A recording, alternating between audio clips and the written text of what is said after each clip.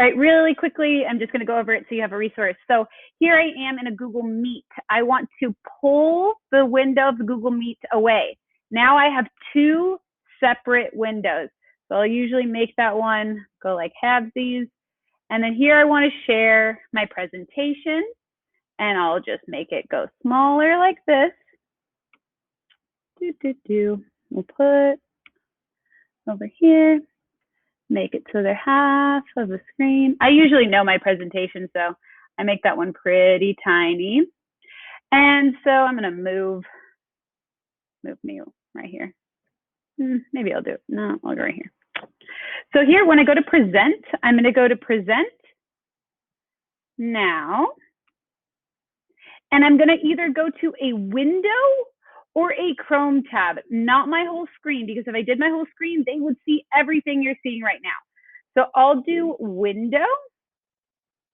And I'm not going to select this one because this one is my Google Meet window. I want to select this one because this is my presentation. So I'll press share.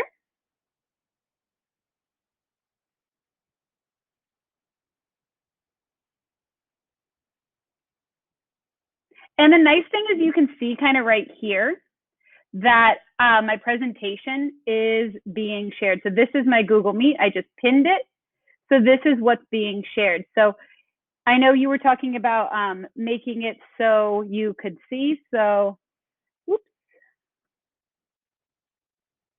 escape. And so you press that present, it's going to take over the whole screen. Not to worry because I'm going to scrunch it. My computer is like stressed out right now with everything I have going on.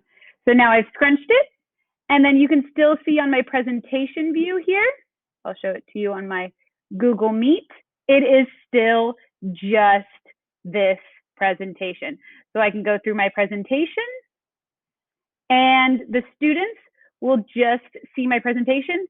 But meanwhile, I have my Meet up right here and I can look at the students here.